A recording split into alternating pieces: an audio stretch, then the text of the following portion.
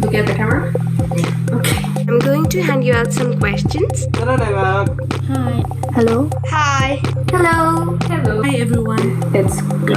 In my wildest dreams, imagine that this could ever happen. When will I contract this virus and how will I get access to the vaccine? It needs to be a movie. I don't think that I can actually describe how it was, but I'm sure there are movies coming out. Why is this still here?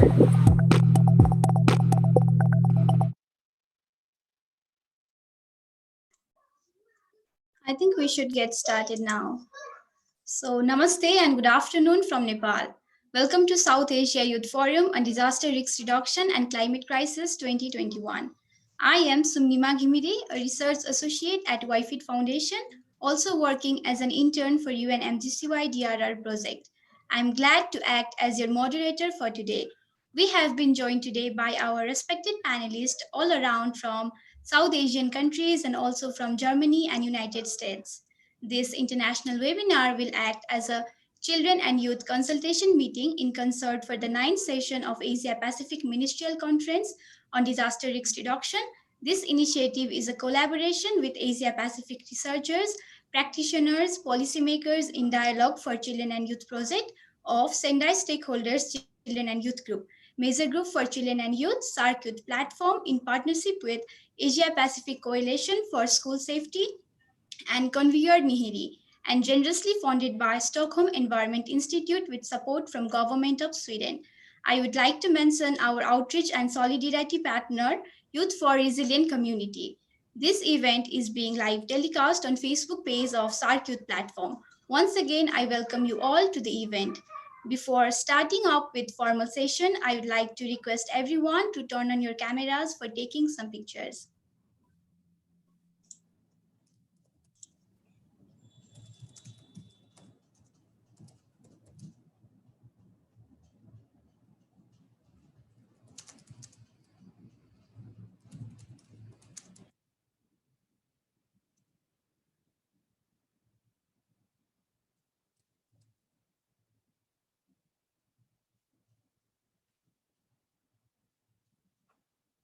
Our technical team, can you please help us with this?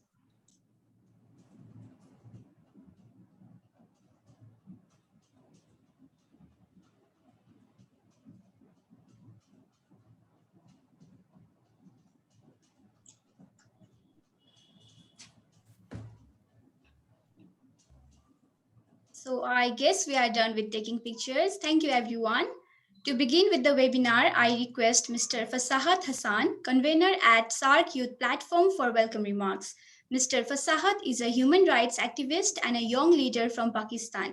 He is founder CEO of National Youth Organization Youth Advocacy Network. He has more than 10 years work experience on sustainable development, human rights, sexual reproductive health rights, life skill-based education, peace, intercultural dialogue, gender equality, and entrepreneurship.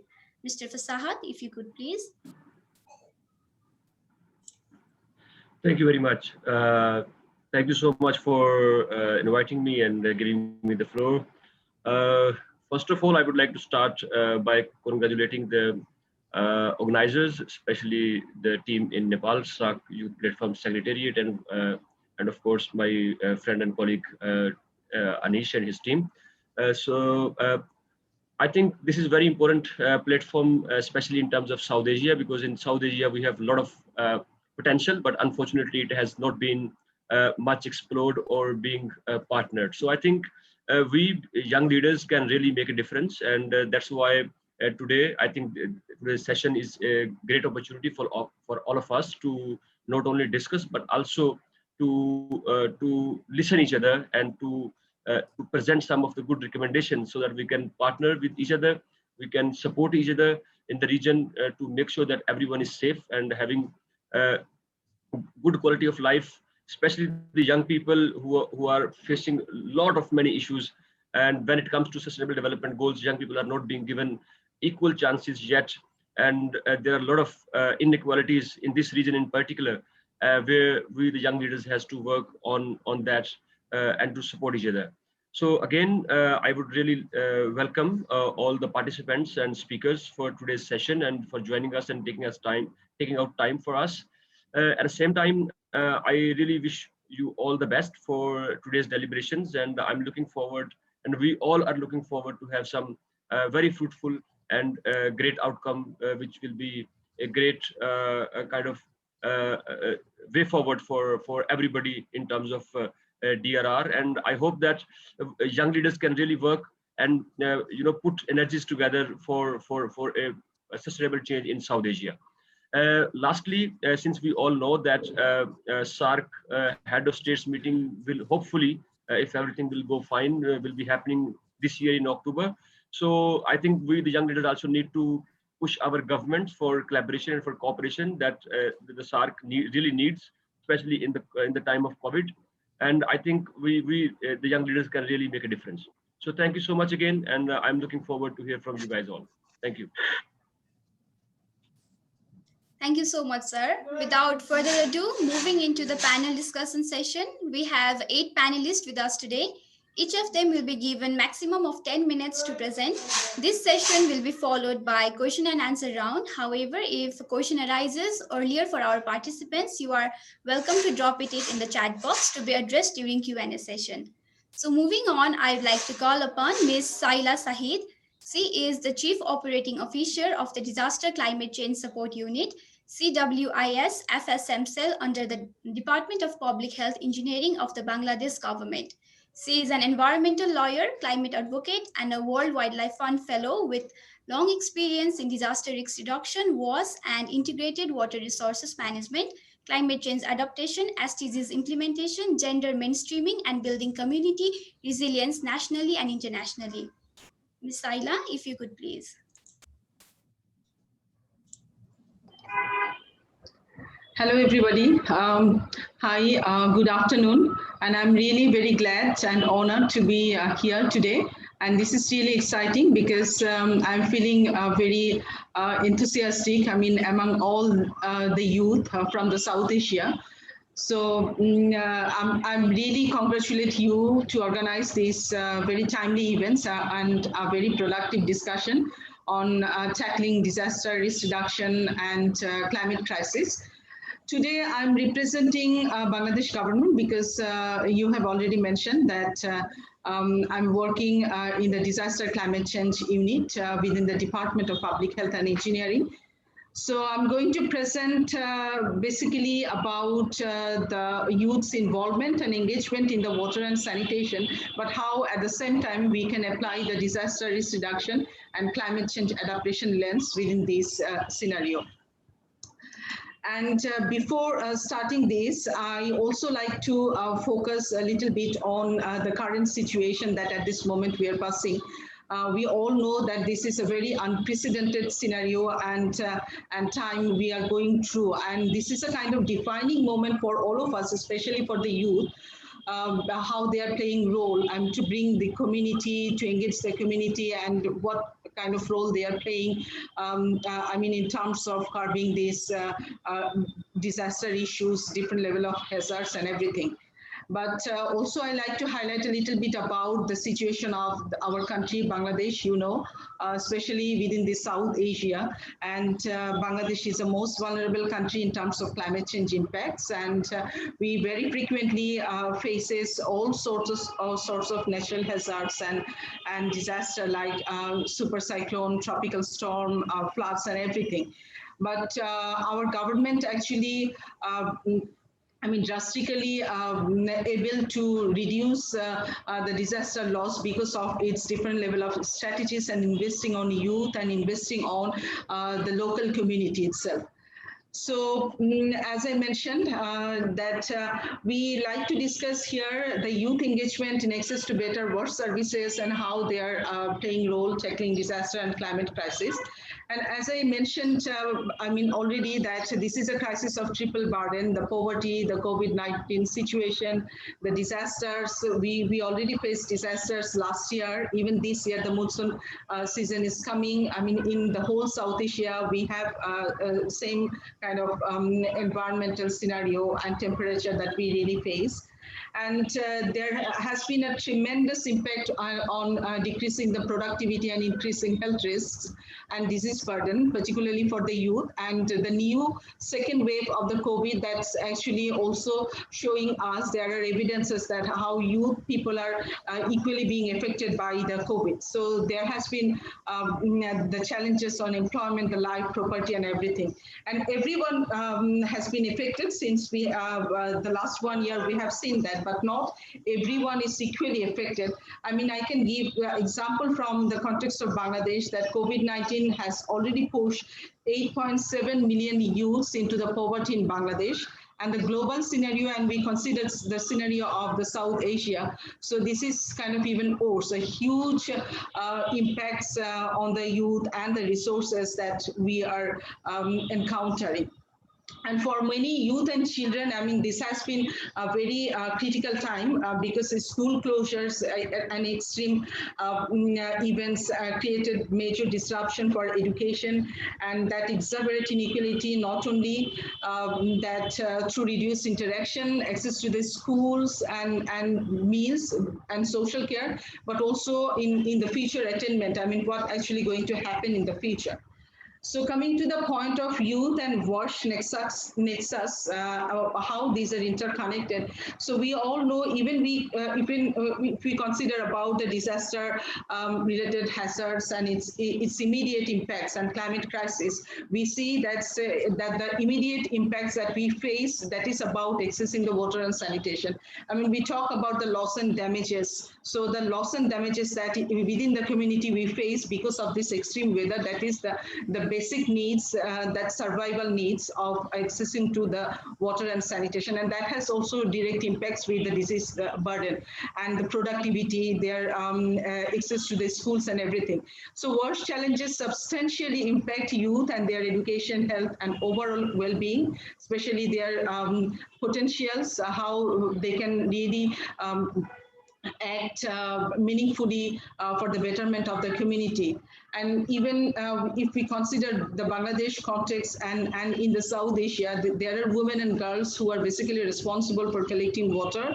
And in 90% households in the coastal belt in our country, and even I know the hilly region and the desert locations in India, in Nepal, and different parts of the South Asia, I mean, how women and girls are more responsible for collecting water, and how the climatic changes making those even more worse to collect water and fetch water.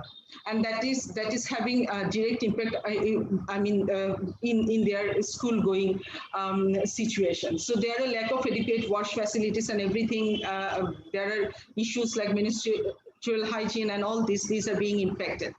So, I mean, in this context, we also like to highlight that we are talking about the disaster and climate issues. We know about that, how we need to attain the SDGs goal and target. So when we talk about these issues, the youth engagement, so there are some of the SDGs, those are very closely interconnected and interlinked, like SDG 6, that is about water and sanitation access, equitable access. And we also have the SDG 5 to ensure the gender equality, and then SDG 11 about building resilient community, and SDG 13 about to act on climate issues. So we, as I mentioned here, that how climate-induced disaster and youth involvement actually impacting, because youth are the primary stakeholders, we all know, of the medium term, and the period when actually climate change will have more exaggerated and greatest impact, then they will be the people who are youth at this moment. In contrast, I mean, today's adults, we are the main stakeholders, but we need to kind of come up with some sort of strategy how we can involve the youth so that they can become the change leader in the future. And there are issues that I mean, when we see the resources and potentials of the youth, I mean, they are the best change agents because they're most precious resources at the community level. They are motivated, they are strong ideas, they are willing to take any sort of risks, and lots of energy. They have trendsetters for others. They can motivate the community. But we all know that there are certain aspects actually youth voices are not adequately included and reflected in the policy makings, and there are a lack of power, technical knowledge, and material resources where actually we need to extend support for the youth. So these kind of strategies, those are really very important. I mean, if we need to build the resilience of the youth group and even building resilience for the community. So how we are going to unlocking the youth potentials, that's also the issues. I mean, today's particular discussion about this, that how you can come forward, how, I mean, the different stakeholders, so the states, the government, they can extend support. I mean, from a WASH context, the youth can utilize their potential as a change makers to improve WASH visibility and importance in the public domain. Especially I have highlighted about the SDG 6, but they need to have right opportunities to enhance their skills and which would enable them to become change maker. This would also enhance their employability and economic prospects. That's very important. We also know that a huge number of youth, they are unemployed and their proper skills are not being developed. So, so the platform that today, I mean, about the SARC youth platform, and within the South Asia, I think it's very critical and time demanding that youth engagement platforms, I mean, they have connection with different CSOs and play a key role in achieving this. SDGs. These are directly linked to SDG 4, especially increasing number of youth and relevant skills for employment and entrepreneurship, aligned with the SDGs of climate actions and disaster risk reduction. Those are very important. Finally, I like to focus on how youth can be engaged in climate adaptation, preparedness, prevention, response, and recovery mechanism. Those are very important. They are taking part everywhere. We all know, and we really appreciate, I mean, coming up with today's initiative, because these policy recommendations and the key outcome from today's discussion that needs to be disseminated. So youth need to, I mean, they can follow, I mean, within the COVID scenario, they can follow and be engaged with the World Health Organizations and the different WHO guidelines that we are talking, and we have very good resources available on disaster issues, on climate change adaptation issues everywhere. So they definitely can play a robust role, and youth can be the change agent and community advocate to spread awareness on COVID or any sort of disaster. And particularly, I like to highlight here that in Bangladesh we have cyclone preparedness program that is actually basically about the combination of huge number of volunteers in the country, and they are mostly youth. So more than 50,000 youth volunteers available in the country exists in the coastal belt of Bangladesh. They are really trained how they can build, extend support and build the resilience of the community whenever any sort of disaster strikes. And I mean, they are making a great contribution for Bangladesh, I mean, for disaster level preparedness. And even in the urban context also in Bangladesh, we have urban volunteers from the government side. So they are really playing very proactive role. And youth can educate their families, friends, and communities, spread community awareness, I mean, online and offline, because we have different sorts of tools available. So they can be better trained on these, and they can play the role and contribute meaningfully. And volunteerism I already highlighted. So it's very important to find opportunities to volunteer in the community, and you are all volunteering. I mean, I'm really amazed to see your energy level, but more youth needs to be connected within this, and countrywide partnership, those are very important. So if there are older people or immunocompromised people, youth can extend support to help them and help out vulnerable people in the community to pick up their medicine and everything. So there are lots of examples, good examples and case studies available. So that's actually really going to inspire people and the youth group. And even we are also inspired, I mean, to act on this. And most importantly, I also like to appreciate that you have mentioned, I mean, while introducing the speakers, some of you already mentioned about how you can hold your government accountable. So how you can actually work as a watchdog, how you can, come up with all this sort of movement, because we saw the youth movement on climate change. We are also seeing the different levels of movement, how you can making democracy more, responsive to the needs of the people. So advocating for any sort of movements the community needs to have reliable information. So these are very important issues. So you have the power, you have the energy, you have everything on your hand to make your government accountable and contribute meaningfully. And there is another important issues from the government side, but also from your side, that how you can contribute and work. So we need to have a kind of increased investments and budgetary allocation. So our government is also trying, but wherever you work, you try to have appropriate budget to implement your means, whatever you are planning. And particularly in hard to reach areas, there are, locations, those are very much geographically vulnerable and not we can access those areas very easily. I know in South Asia, that's the reality in Nepal, in Bangladesh, in India, and in other countries. So that opportunity and connecting to them, that's, how we can minimize the digital divide. Those are very important area, and we can work on this. And the collaboration between the government, academia, private sector, the UN body, the CSOs, and especially the youth groups, those are very important. If we can organize these sort of discussions regularly, so that actually can bring all a level of stakeholders together, and we can listen to the youth, what they are thinking, and we can also ensure that whatever plannings and whatever opinions they are providing and sharing, we can try to ensure this into the policy making process. And there should be efforts to onboard youth in the national development process. This also critically needed to be considered in line with the UN youth strategy, prioritizing their health, education, livelihoods opportunities, and how they are coming forward to contribute for the disaster risk reduction approaches and climate change adaptation at the local level.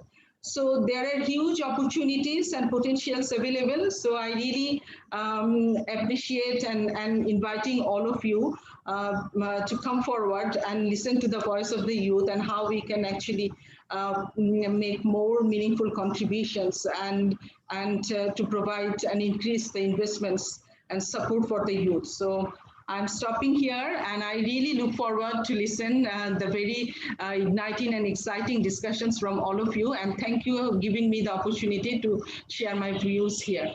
Thank you, everybody. Thank you for a wonderful presentation, Ms. Laila. Moving on to Dr. Misaka Hityaraji. Dr. Misaka is a senior fellow at the World Wildlife Fund USA and the global training lead of WWF's Flood Green Guide program. He is a civil and environmental engineer by training and holds a PhD degree in environmental planning from the University of Queensland, Australia. He has worked in post-disaster environmental management in many countries, including Sri Lanka, Bangladesh, Haiti, Nepal, and Philippines. Sir, the floor is yours. Thank you very much. Can you hear me? Yes, yes. Okay. Let me just...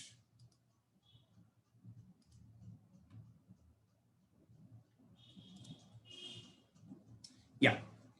Is the slide clear? Oh. Yes, sir, you're all good. Okay, right. Thank you very much.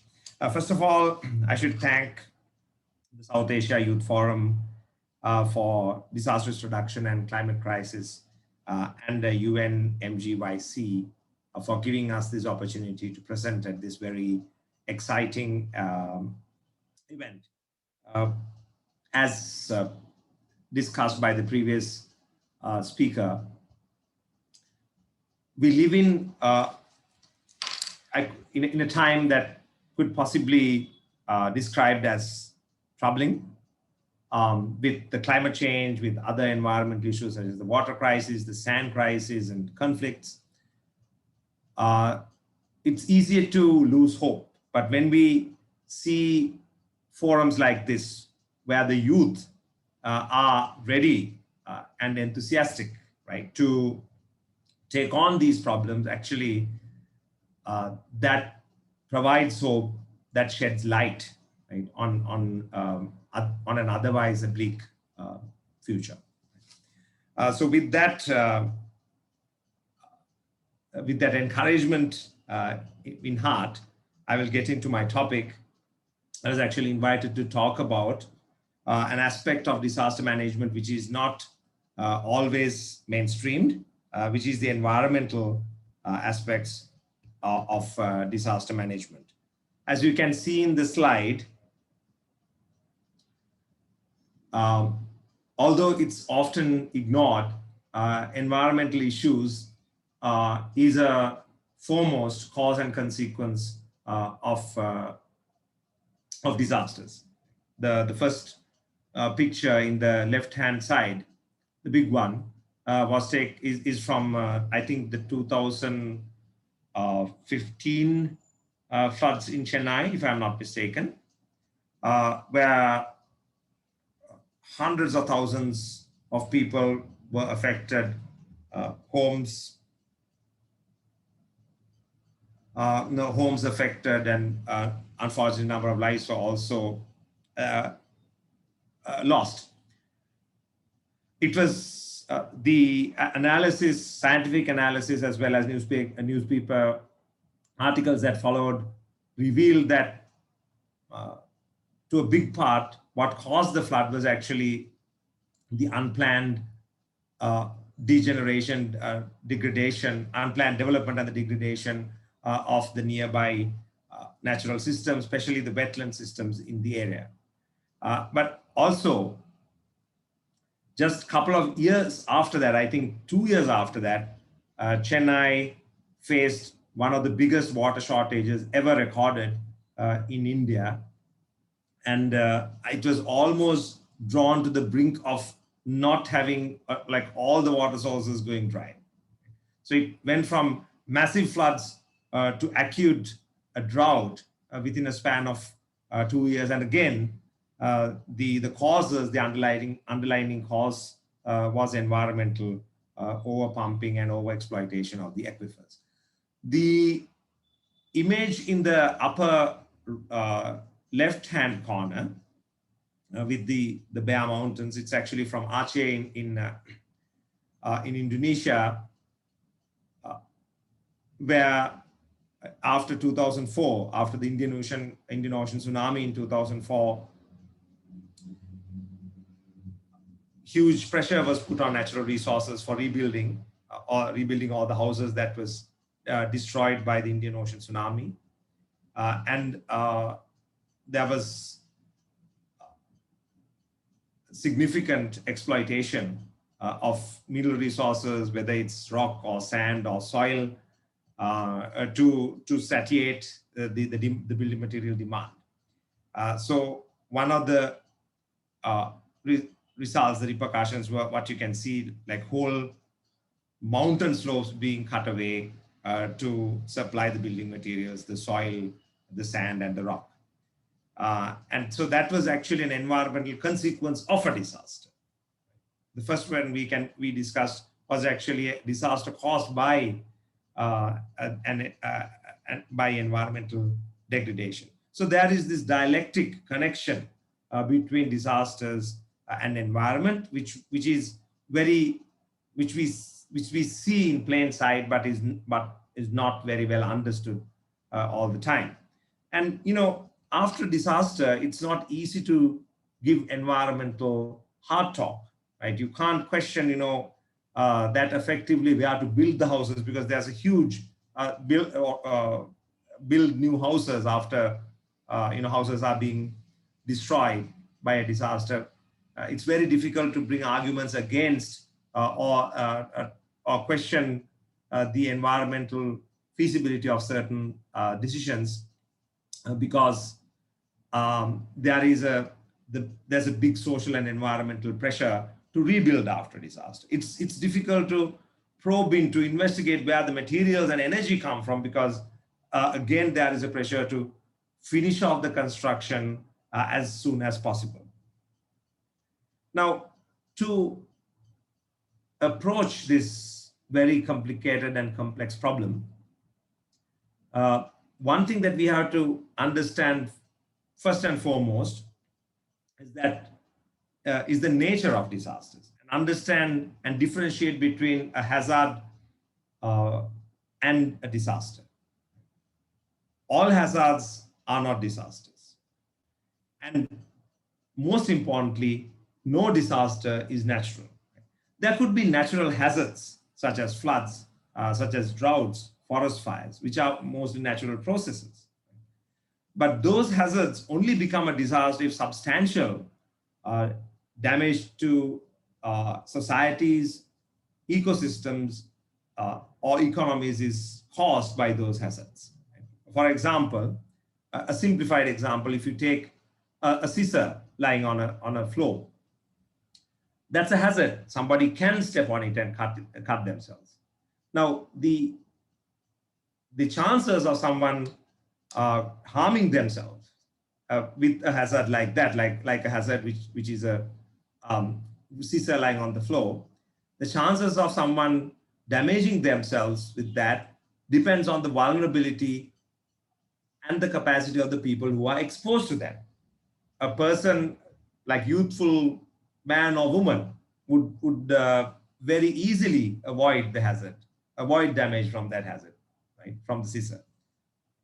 But an elderly person, as you can see in the right-hand side of the image, might be vulnerable to that hazard because of poor eyesight. So it's actually the potential of a hazard becoming a disaster is dependent on the vulnerabilities and the capacities of the communities which are exposed to that hazard. So often we forget this and we think managing a hazard is actually managing the disaster, right? What is really needed is managing the real risk to the communities or the individuals who are exposed to that disaster. Managing controlling the hazard, like eliminating a flood, right? Always thinking that droughts are bad, forest fires are bad, might not be really helpful in actual disaster risk management. And most importantly, most natural hazards actually are natural processes which are essential in ecosystems, such as floods, droughts, and forest fires. So we have to approach the question of disasters thinking this environmental aspect, or having this environmental aspect in our mind. The risks are actually environmental and social. The natural hazards may pose a risk, but they do not necessarily cause a disaster. So we have to, in integrated disaster management, we have to start thinking like an ecosystem, understand where these disasters takes place, how these hazards actually appear in the ecosystem, such as watersheds, the coastal systems, ecosystems, right? And then have multiple strategies and methods to deal with these hazards and vulnerabilities and capacities. Sometimes we might have to necessarily take off the hazard, like controlling a flood.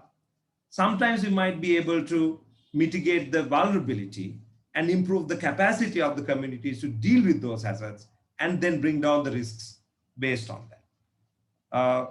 For instance, we could use non-structural methods like disaster preparedness, flood preparedness, and cyclone preparedness, as the previous speaker mentioned, which doesn't need any structural components, any structural interventions. Beyond that, we can use green methods or natural and nature-based methods, which doesn't include hard engineering. We'll go into this a little bit later. And then hard engineering, like dams, flood walls, and so on. Through all these steps, community engagement is an essential component. We can't do any disaster risk management, disaster risk reduction, or climate adaptation without proper community engagement. Community engagement is needed in assessment of risk, planning the disaster management, implementing the methods, monitoring, and also developing the science behind these methods. And this is where the role of youth becomes extremely pivotal as agents of change. Your role as people who's got the energy, who's got enthusiasm, and who's in their prime to contribute to research, learning, and education in these sectors. Just to give you an idea about the diversity of the methods that I mentioned,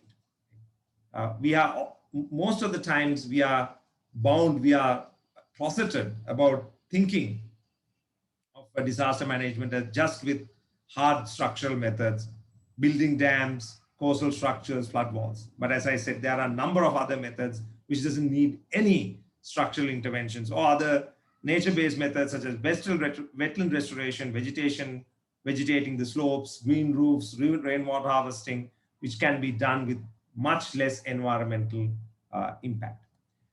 I will very quickly introduce a couple of initiatives which are being implemented right now through different organizations, which look at disaster management in this holistic, environmentally responsible approach. One is an initiative implemented by my own organization, the World Wildlife Fund. It's called the Natural and Nature-Based Flood Management Program, where we look at throughout the flood risk management decision-making cycle, how environmentally responsible thinking can be brought in, how environment can be mainstream, and how community engagement can be introduced. There are two other initiatives that I wanted to highlight, which were actually made possible mainly because of the engagement of youth and very motivated youth like you all. One is the Shoreline Project, which is run by not a youth, but a very youthful person, Professor Liz Miller from the Concordia University, Canada, which is called the Shoreline Project, which is a worldwide collection of initiatives, pictorial and video evidence of initiatives done on climate adaptation and environmental responsible disaster management by small communities, small groups, especially youth. And the last one is an initiative called America Adapts, which is a collection of podcasts, very up-to-date podcasts about the climate change adaptation initiatives in the US, again, run by a group of youth, especially a young person called Doug Pearson. So I've given the links to these projects. Please go and have a look. This might provide you some insight to improve the great work that you are doing already in this region. I thank you. Sorry, I think I went up a couple of minutes above my time, but again, thanks a lot for giving me this opportunity. Thank you so much for your insightful presentation, Dr. Misaka.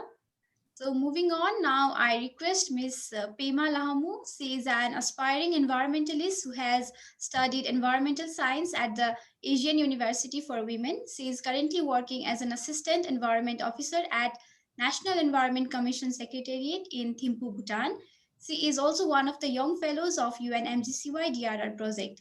She takes great interest in youth programs and has participated in workshops and conferences both within her country and abroad. Ms. Pema, over to you.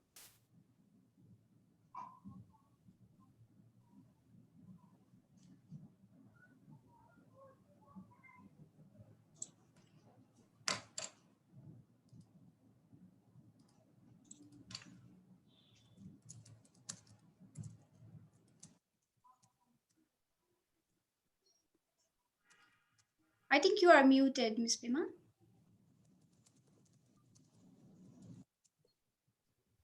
Oh, sorry. So, good afternoon, everyone. Thank you so much for the introduction. I hope you all are having a very good afternoon today.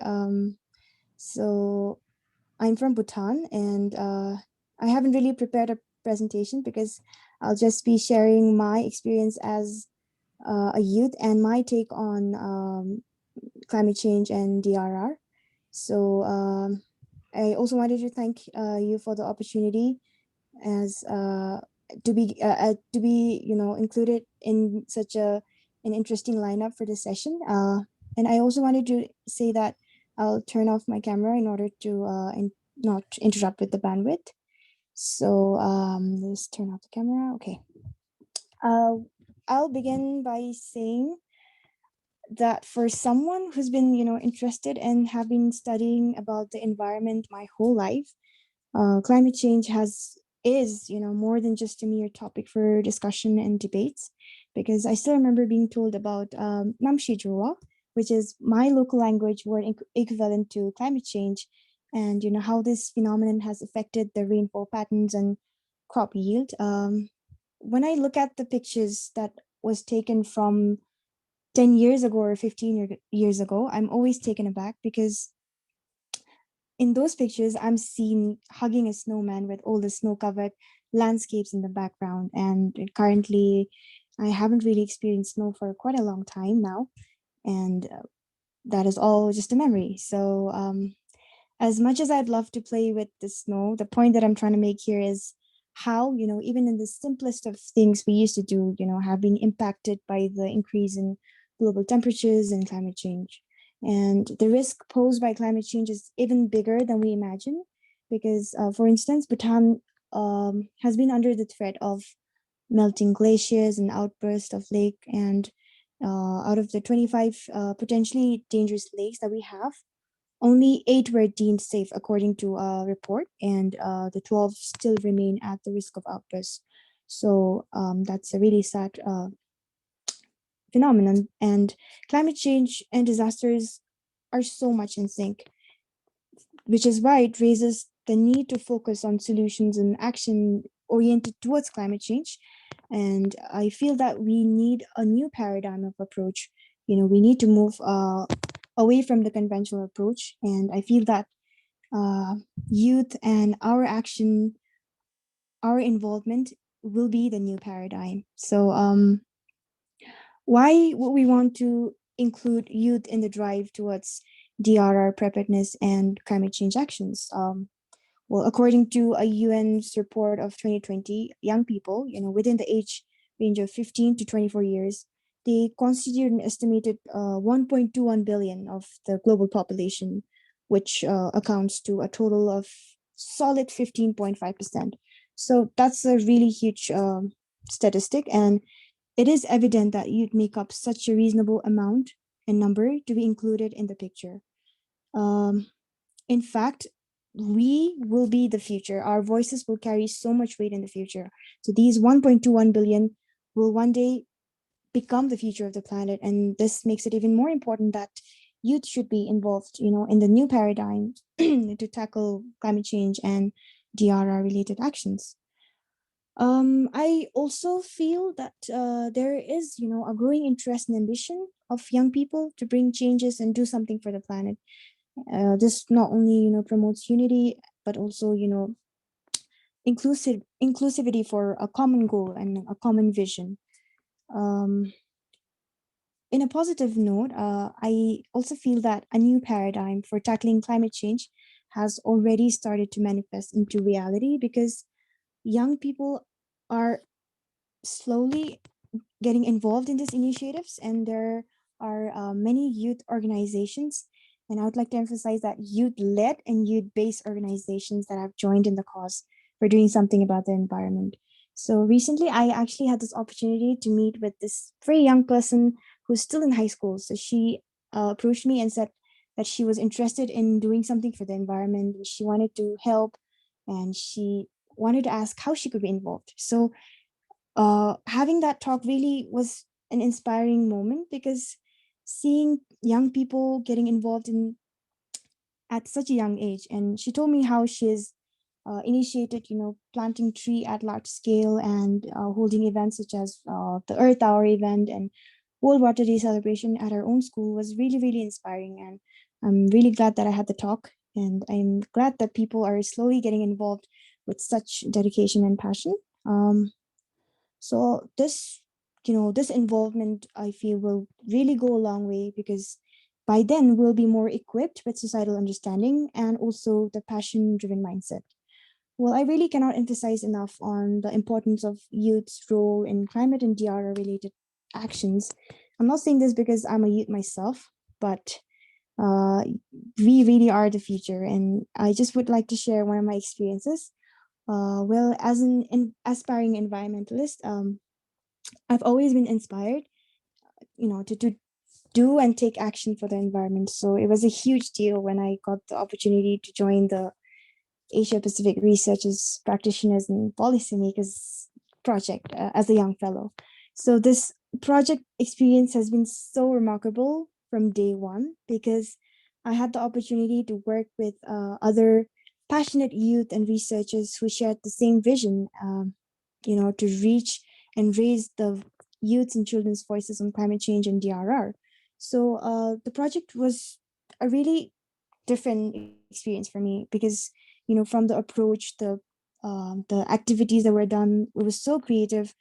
They used innovative and creative ideas to reach out to youth and children, for example, by making videos, podcasts, diaries, and interviews. So it was really an interesting experience for me personally. It was such an eye-opening experience, because when I talked to people from various agencies and listened to their stories, I learned a huge deal about DRR and climate change, especially in terms of policies that are already in place and the ground reality.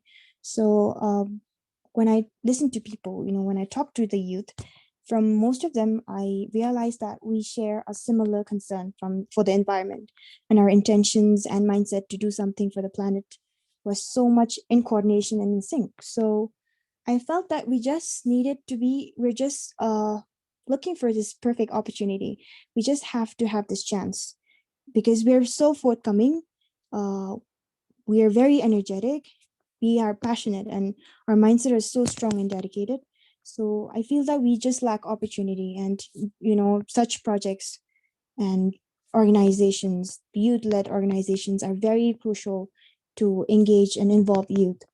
So this project has had such a positive and inspiring realization, and I hope that the youth, more youths around the world, continue with the same passion.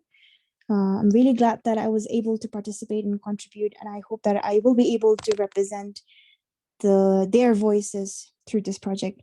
So I also wanted to say that our actions and advocacy towards DR and climate change should inspire and multiply like the butterfly effect, so that more youths around the world will take the initiative. They will be more forthcoming. They will be given the opportunity to raise their voices, because like I said in the beginning, our voices carry a huge weight, and we will one day become the future. So if we work with the same passion, with the same dedication, and in collaboration with other people, I feel that we will definitely make a change one day.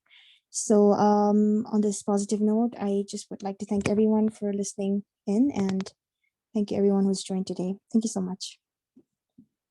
Thank you so much, Ms. Prima. Next, we have Mr. Irfan Ullah Affidi. He has a master's degree from United Nations University Institute of Environment and Human Security at Bonn, Germany. He has 5 years of multi-sectorial experiences spanning from disaster risk reduction, climate risk insurance, climate change adaptation and resilience, community mobilization, water hygiene and sanitations, food security and livelihoods, and from conflict-triggered disasters to earthquake, flood response, and sustainable development. He is also one of the young fellows at UNMGCY DRR project. Mr. Irfan, over to you. Thank you so much, Somnia, for the nice introduction, and I'm glad to be part of this youth forum. If we talk about youth, as already mentioned by other speaker, the youth population is 1.6 billion. And if we talk about build big better, so it's mean the youth need to have a crucial role in the youth should be on the driving seat, because the future belong to us. And we really need to have our say. We really need to have our plans and we really need to have this power of formalizing our future. We need to have this kind of authority that, yeah, we need this with this and this. So I'm going to share the recent finding from my research study, which I conducted in Pakistan. It's about the role of youth in disaster risk reduction, and I touch upon also in Asia that what the role youth can play and what are the possible challenges and what can be the solution for that. So if we talk about why youth should be on the resilience discourses, why youth should be included in resilience. So as we know in Asia, the bulge of youth is an ever growing challenge in many countries. And the youth is a resource for resilience building, but it can be also a burden if they are unprepared and excluded from resilience building activities in different countries. And many research have shown that youth participation in resilience building activity can help them topics that positively impact their lives, while at the same time they are acquiring the practical experience that support them to become a better leader in the future. So where youth is involved, if you talk about youth involvement in Asia, so we are the areas which they are involved and they are showing their brilliant activities and they're having a brilliant initiative. So yeah, youth are actually involved in quite of sector and they are striving their best to uplift the society. And they are involved in many sectors. Some of them are technology, so they're coming with innovation. They are also involved in poverty reduction program, and they are also involved in humanitarian assistance and so on. The list is so big. So actually the youth can offer a fresh perspective to the problem, and their action in community can help them reduce the impact of disaster in their relative community, and also it lead them to improve not the resilience of the youth, but also the resilience of the overall region. So what the key role youth can play?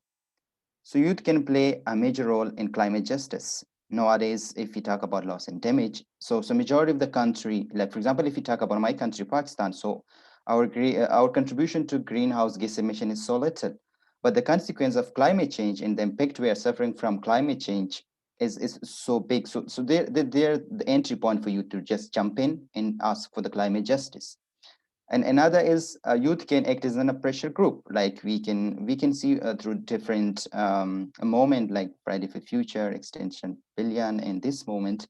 So actually, youth can be a pressure group to pressurize the decision maker, the policy maker, to do something for the future. And we also see in a lot of cases, youth are actually the frontline soldier. Whenever a disaster happens, so they are the one go there and they work as a volunteer and they want to help the community. And the most important is the agent of change. Youth are actually improving themselves that they can bring a lot of positive changes, not in their community, but in the overall region. So they're real change agent, but there are also some challenges for them, and especially if we talk about the Asian context. So what are the challenges? So the main challenges for youth participation and resilience building are institutional, and it's composed of lack of platform.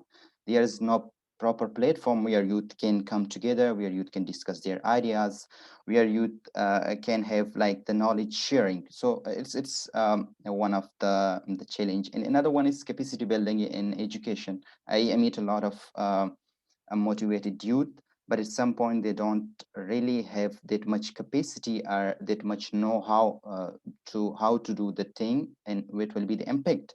And I think so it's also the criticism somehow we are having from those policy and decision makers or from this big organization that, yeah, it's good that you are involved in the activism, they are coming on the road, they are shouting, but it's not just about shouting, it's also they need to come up with some ideas in some innovation. For example, if they talk about climate justice, if they want to talk about climate change, what could be the solution, possible solution for it? It's not just that you say, okay, I'm not going to school, but it's more than this. You need to come up with some idea, some planning that you can put on the table and can say, yeah, we're having this problem, and so solution is that. And another most important thing is youth recognition. I meet a lot of youth, but they are not recognized the way that it should be. So the youth should be recognized as a key contributor, is a main player and should be in the driving seat.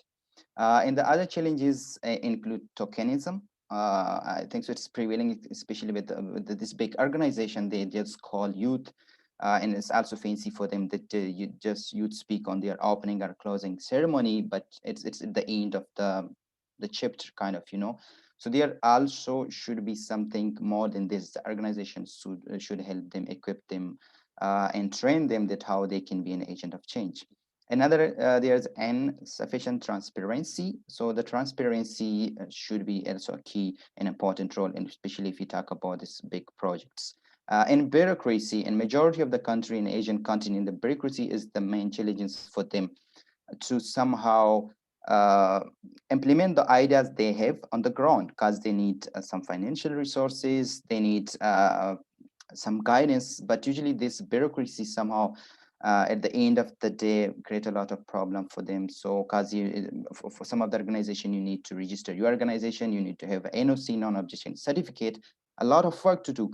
So it should be changed. And another thing is also from the donors. So somehow if someone is new and have a nice idea, but he or she not having a financial resources, and if he or she want to approach a donor, so for the donor, they are asking you, you need to have a well-registered organization, you need to have experience of 5 or 10 years, which somehow for the for someone is a beginner quite difficult. So I think so it's also the time the donor should also change their mentality. If we talk about the possible solution, if we actually we talk about the challenges, but what could be the possible solution that we can make those youth as a real change agent? So first of all, institutionalization, meaningful youth engagement, and there should be also increased coordination between different organizations. So it's seen in many. I have said actually.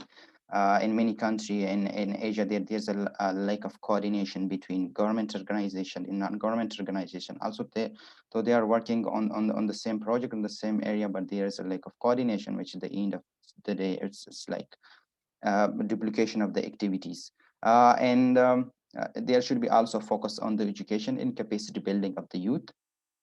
And the most important, access to finance can be the solution to enhance youth participation in resilience building. So if they're having an idea, a nice idea, and if they really want to do something in their community, so I think so their initiative, their idea should be financed. And it's also vital that government and non-government stakeholders work together, compile their contribution of their individual within a joint and specified framework of goal and activity, and ensure that limited resources are maximized by avoiding duplication and maximizing synergy. The last point, the focal point, the majority of the country in Asia, there's not a dedicated body for the youth from the government side. So it's most important that there should be a focal point for youth engagement in district, provincial, and national level that will help in connecting youth with the government and non-government organization. So so their activity kind of be channelized from local, national to provincial level. I would like to wind up my presentation on the final comment that yeah, it's actually the time for the transition from meaningful youth participation to meaningful youth leadership. Thank you, and looking forward to your question. Thank you so much, Mr. Irfan. Next up, we have Ms. Sonika Paudel from Nepal. She is currently working as the Program Director for Youth for Environment Education and Development, YFID Foundation, Nepal. She is an undergraduate in agricultural science. She is also a UNESCAP Youth for Climate Action Advocate and works as an admin team member in SARC Youth Platform.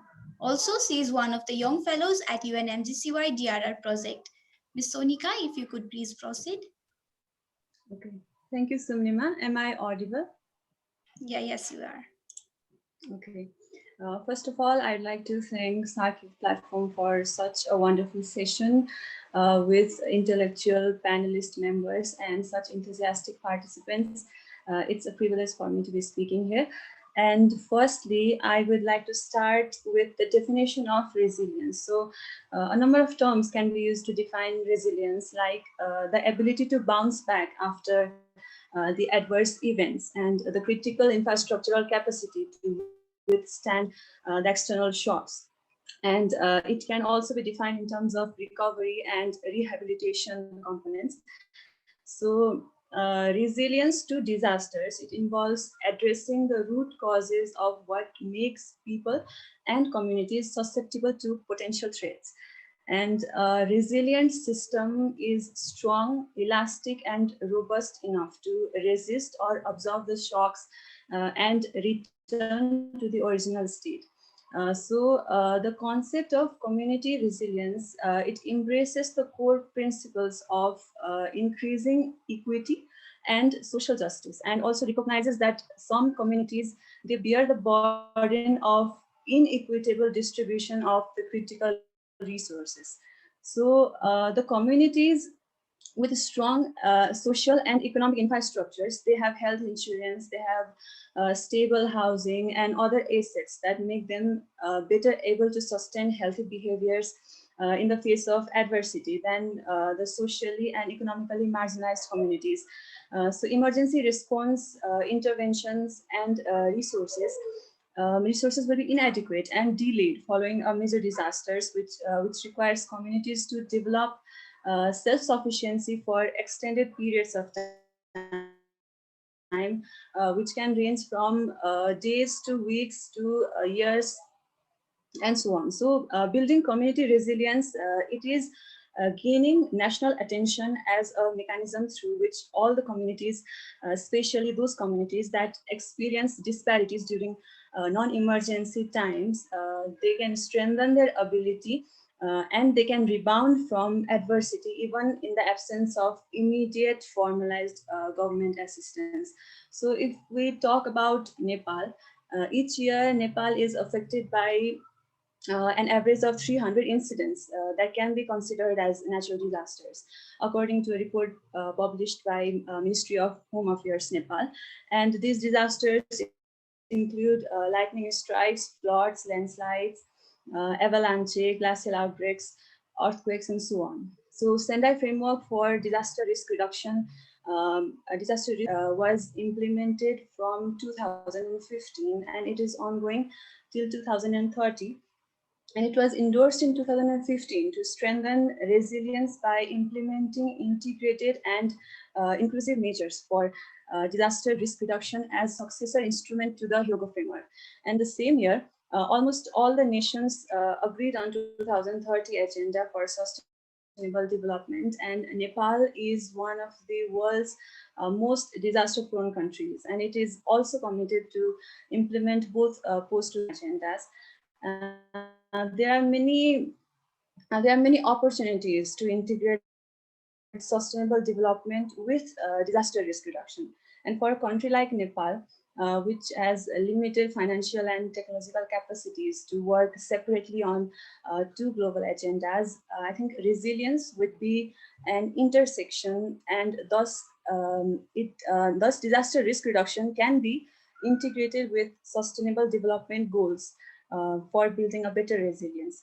So when we talk about disaster resilience, I think one thing that should not be left behind is the participation of youth and the using youth for disaster resilience. So as my friend from Bhutan, Prema, she already shared her experience working in the project of Asia-Pacific researchers, policymakers and practitioners in dialogue with children and youth. I also worked in the same project, and I could not agree more with her that the project was it was such a great opportunity to learn so many things, to interact with people working for the same purpose, and through that project, I also understood that all a youth needs is an opportunity to do better. So youth of today, they must be empowered with knowledge needed to cope with the adverse effects of natural disasters. Youth are physically strong, they are mentally agile. They look for change and dynamism in their own lives and in the communities. So youth, they also embody power and strength, and they accept the new ideas and views without hesitation. So youth can play an essential role, a very great role in disaster risk reduction and management, to decrease the number of victims and casualties, and also in creating awareness related to disaster risk reduction and management. So young people, they not only need to understand the nature of society's response to disasters, but also how to react to reduce the risk for a disastrous event. So in this perspective, the theoretical knowledge is not enough, and practical approach should be included. Young people, they should be educated in such a way that offers them adjusted knowledge and develops the capacity for crisis management, and also preparedness, and ensure their readiness for future emergencies. Although although children and youth, they are considered as a risk group in disasters due to the fact that they may not know how to deal with it. But if an educational initiative is taken, it may make them an important resource for future emergency preparedness. And various studies and cases have shown that young people who participated in various risk management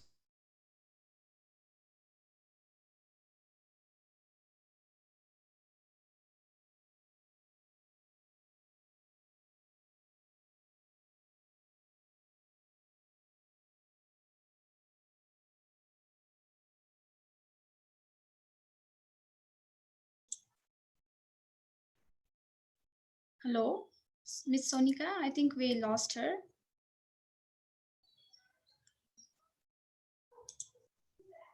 So moving on, now we have Miss Nidli Kaur. She is a postgraduate in sociology from SNDT Women's University, Mumbai, Maharashtra, India. She is associated with the NGO that works for the development of the underprivileged children, youth, and women. Her work focuses on making the children and youth aware of the damage caused in the ecology and connecting them with the government policies. She is also one of the young fellows at UNMGCY DRR project. Also, since we are running out of time, I'd like to request our rest of the speakers to limit their sharing in 5 to 6 minutes. Thank you. Ms. Nidli, over to you now. Okay, so I have a network issue, so I'll not turn on my video. Is it fine with you all? Please go ahead. Okay, so good afternoon, everyone. First of all, I'd like to thank SARC Youth Platform for giving me this opportunity, and I am very happy to be here. So I have come from a northeastern state of India, that is Assam, and Assam is a flood-prone area. So every year, flood hits Assam very badly during the monsoon season. So I have seen the post-flood effects very closely in my state. And I have seen the youths and their contribution in flood, like to mitigate flood and post-flood situation very closely. So I'd like to share my experience. So first of all, we know youth are our future. Youths are usually adaptive and innovative. Their actions are more fruitful, and they can contribute a lot in building a resilient world. So nowadays, we can see youths getting engaged in various NGOs voluntarily and take initiatives to build a resilient world during disasters. In my state, there are certain NGOs, namely Northstern, People for People. So these NGOs, these are youth-led NGOs. And here, youth, I have seen how they have come up together to help those people who are affected by flood. They provide them with their necessary needs, etc. And there's a saying that with great challenges come opportunities to make great changes.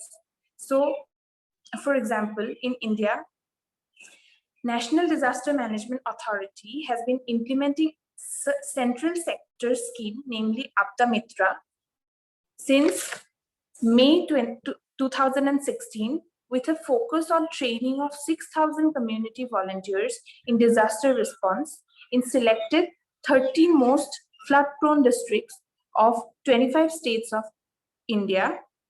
So 200 volunteers each state. The scheme aims to provide the community volunteers with the skills that they would need to respond to their community's immediate needs in the aftermath of a disaster, thereby enabling them to understand basic relief and rescue tasks during emergency situations. So we can also talk about the Sendai framework from disaster risk reduction to 2015 to 2030. It will guide the world's efforts in the field of disaster risk reduction. We can also mention about the SARC Youth platform. It enables meaningful youth engagement in the work of the SARC and relevant national, regional, and global avenues. I'd also like to mention YouthNet for Climate Justice, which is a youth network in Bangladesh. It promotes activism on climate crisis and disaster risk reduction through youth leadership. Also, Child Fund, which is organized by Sri Lanka, a symposium recently titled Young Leaders for Environment 2021, to share its experience and showcase youth engagement initiatives on ecosystems-based disaster risk reduction. Also, I'd like to speak on the project that I and few of my colleagues present here are working currently. So the project Asia Pacific researchers, practitioners, and policymakers in dialogue with children and youth, funded by Stockholm Environment Institute. So it seeks to leverage several child and youth-focused activities being planned in 2 phases conducted remotely due to COVID-19 situation. Its aim is to build the capacities of Asia Pacific youth to conduct participatory action and research and engage in youth-led advocacy for DRR and climate action. Also, I would like to highlight some important points that needs to be keep in focus. So number 1, there should be solidarity between youth actions and youth networks. Number 2, there should be connections from the local to the global level and accountability back to the community. And lastly, with all the vibrant youths from the South Asia, we should keep pushing for the policy advocacy and for a sustainable and resilient world for ourselves. So with that positive note, I'd like to conclude. Thank you, Ms. Nidli. Moving on, we have Ms. Preeti Sakha, a passionate environmentalist from Bhaktapur, Nepal. She is a recent graduate of BSc Environmental Science who has actively been working in different environmental issues with climate change as her prime subject for more than 3 years now. Ms. Preeti, if you could please. Yeah, okay. Thank you, Samnima. Is my screen visible now? Yeah, you're all right. Yeah, okay. So to begin with, a warm good afternoon to everybody. I'm Preeti Sakha. I'm a recent BSc Environmental Science graduate, and I have been working majorly focused on climate change. And in today's session, I'll be talking much about climate change and disasters in context of Nepal. To begin with,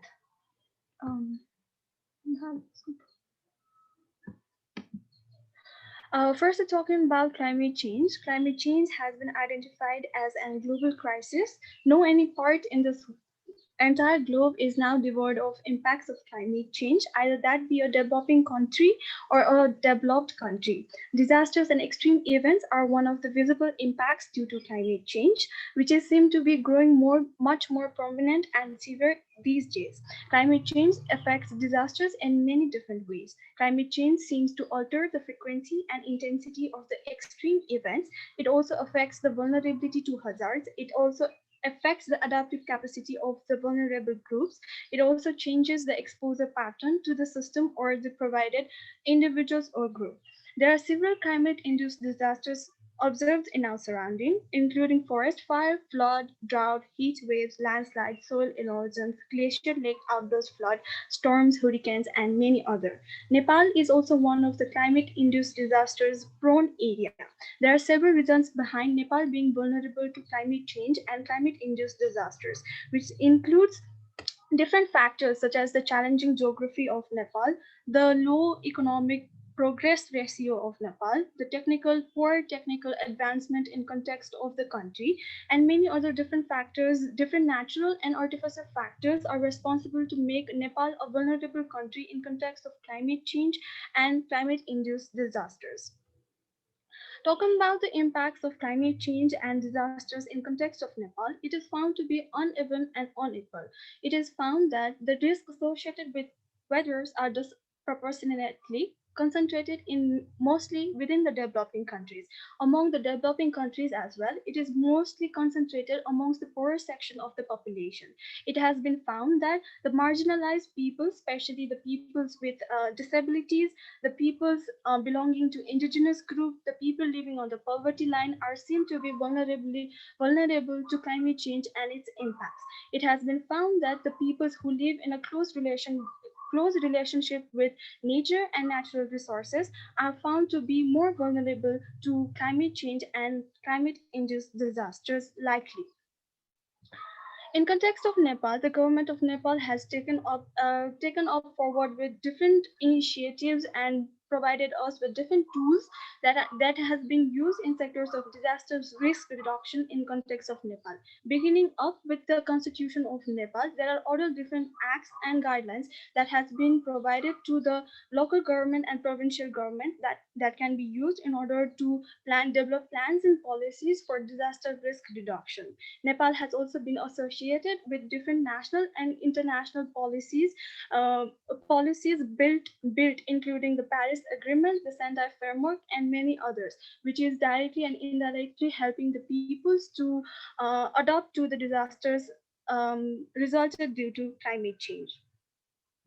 There are several different best practices being adopted in context of Nepal regarding the disaster risk reductions. Hereby, I have listed some of them, which includes one of them is bottom-up approach. The local government in Nepal have been provided with the right to build their own policies and acts to be implemented in the specified in a localized way, which further helps to tackle the challenges they are facing in their nearby communities.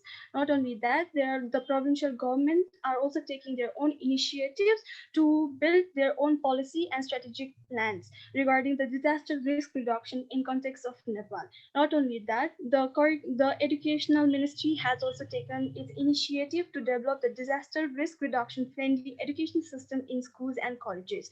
Disaster risk reduction and climate change has been mainstreamed into the school curriculum of Nepal, which has helped to increase the awareness amongst the children and youth regarding disaster risk reduction as well as climate change in Nepal. Coming along with different practices that is being adopted in context of Nepal with different legal tools, indigenous knowledge is one of them. Nepal is a culturally diversified and rich country. There are several group of indigenous people living in different nooks and corners of the country. They carry their own values and they carry their own indigenous knowledge, which is highly linked with the natural resources that is being severely impacted due to climate change. The literatures regarding indigenous knowledge is seen to be really scattered and scarce. Minimal records can only be found regarding the indigenous knowledge. The indigenous knowledge are seen to be much more regarded and much more promoted in present day context because it is a much of a environmental friendly and a nature-based solution type of knowledge that can be adopted by the government and others can also adopt to it. There are several reasons why indigenous knowledge are to be promoted because it is very culturally sensitive. It is not only that, it is very low cost strategies using natural resources. it is very dynamic and strong, integrating all the gaps and knowledge of the people living in the community. It is also one of the holistic approach which includes both the vulnerables as well as the strong groups living within a community. So it empowers each and everyone in a community. So it is one of the justifiable process of ensuring a balance and justice in the society. So indigenous knowledge is to be promoted in the further days ahead. There are several indigenous practices being adopted in context of Nepal and different Nepalese communities. There are some of hereby I have listed some of the indigenous practices that is being adopted in my community. They are as agroforestry, terrace farming, fencing, multi and intercropping, early warning systems, and many more are still to be listed here because there is still very lack of records. I request the responsible authorities to give much more focus on indigenous knowledge of the people to be in the days ahead, so that the voices of the locals, the issues of the indigenous group and other marginalized communities can also be addressed in the days ahead for an equitable balance. On the way forward, I expect that in the upcoming days, there is much more of an inclusive and participatory approach in context of Nepal and other different countries as well, including both the marginalized and other groups of peoples living in the country. This will help to maintain the ownership as well as the justice in the societies. Not only the people's indigenous groups of people with disabilities, but children and youths are also to be provided with the space and let them play their roles, because they also have their own young minds which can come up with more of a innovative and effective ideas to overcome the challenges. Not only that, a holistic approach including both indigenous and local knowledge indigenous and local knowledge along with scientific knowledge are also to be promoted in order to build up with more sustainable solutions. Pre-planning and preparedness in context of disaster risk reduction is must. So pre-planning and preparedness in the local areas is also to be highlighted. Not only that, except then that of a generalized approach, localized and specified action plans and guidelines are also to be built, so that the people, the voices of each and every local people can be addressed in the days ahead. Along with this, coming up to the sustainable development goals, in this process of achieving of sustainable development goals, disasters and development process are to be taken side by side, recognizing their values and roles. Not only that, the youth like us are also to be provided with better leadership opportunities and the enabling environment for facilitating the youth initiatives. Along with all of this, there is also the necessity of advancement in technology in context of Nepal for better action and relevant data in the days ahead. Since every action, either a large one or the smaller ones, every action can make a difference. So we all should take our stand on our own. So that's all I would like to say. Thank you. Thank you so much, Ms. Preeti. Last but not the least, I would like to call upon Ms. Akhiya Samia Rahman. She is an undergraduate student of disaster management at University of Dhaka, Bangladesh. She has been dedicating passionately for building up resilient communities by closely working in the remote areas.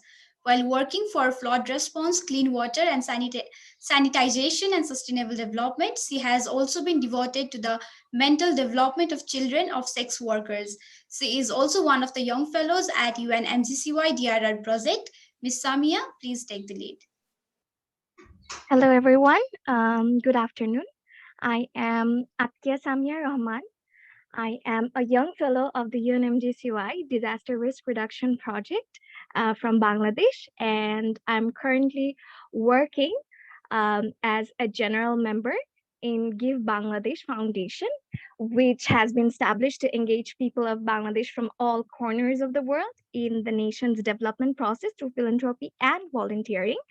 And the foundation has been working for issues related to children, hygiene, and disaster risk reduction, sustainable development goals, etc. I'm also currently working as a senior volunteer of Project Potchola, which works for the mental development of the children of sex workers so that they grow up as individual human beings, realizing their potential and integrate with mainstream society. In 2020, we started working in Doludia, world's third largest brothel, and I have been working as a volunteer since 2018. So since we're talking about the climate crisis in South Asia, so I'd like to start talking in spite. Okay. So South Asia has been battling its way through climate change since ages. The geophysical and the topographical features of the region makes it more vulnerable to disasters and to the effects of climate change. Since we know that agriculture is the main livelihood of the South Asian countries, any natural disaster can have a vicious effect on the lives of the people, and it can disrupt their livelihoods. Okay, so if I talk about Bangladesh, if we talk about the climate crisis in Bangladesh, Bangladesh is most vulnerable in terms of disaster. Bangladesh is considered the most disaster-prone country in the world, situated at the top of the Himalayas, at the foot of the Himalayas. The people of Bangladesh have been thriving through nature's wrath for decades. She has been the victim of over 200 disasters for the past 3 decades. About 2/3 of the country lies just 5 meters above the sea level. And this is very scary. Inundation due to flood, destruction of the cultivable land, erosion of over 10,000 hectares of land every year makes the coastal defense weak and disrupts the aquatic ecosystem. So, what are the consequences of this, of the climate crisis that South Asia is facing? We see that we have to face frequent flash floods, heavy rainfalls, river floods during monsoon season, coastal floods caused by storm surges, excessive level of salinity intrusion in the coastal areas. The thing is that the suffering doesn't end with the disaster. Rather, the casualty amounts more.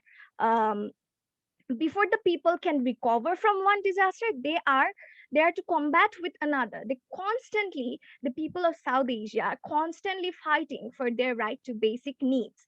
So since we are talking about the youth participation in the climate crisis of South Asia, I'd like to talk about few projects that we took under Give Bangladesh under youth participation. So okay, so in the last year, we worked for 4 different disasters in 23 districts across Bangladesh, in 20 different communities. That includes the Rohingya women and underprivileged children of the Rohingya community. We worked for third gender community. We worked for nomads, sex workers, the children of sex workers, the indigenous community, and we worked in old homes, and we worked on over 103 different spots.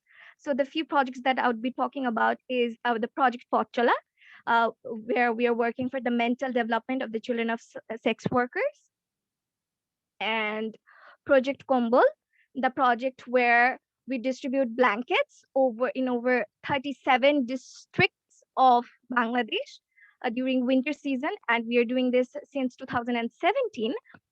Project Konna, where we work for access to safe menstrual hygiene. Project Ombu, where we have been working for access to safe water.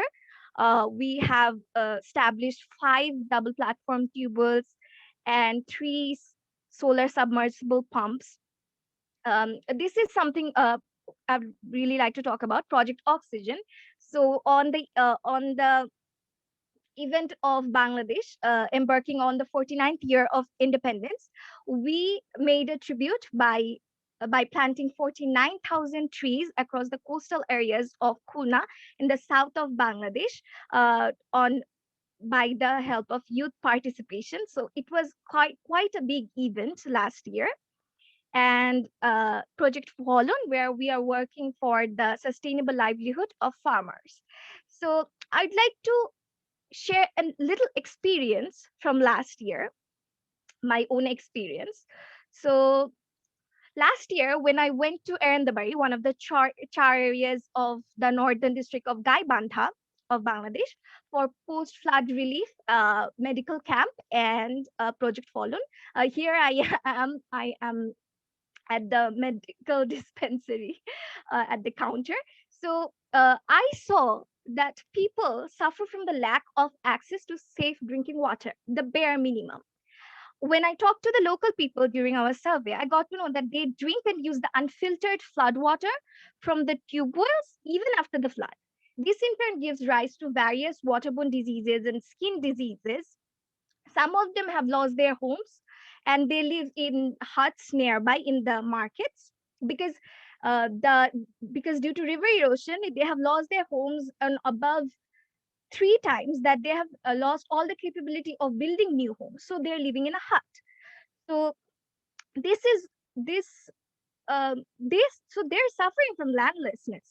So according to Internal Displacement Monitoring Center, nearly 700,000 Bangladeshis were compelled to leave their houses and move to other places over the last decade. So this was very heartbreaking for me to see someone of my age not getting the access to pure drinking water, which is the bare minimum. And this is just one small example of the millions of people that are suffering through climate crisis in South Asia. So I'd like to talk about the youth participation on DRR.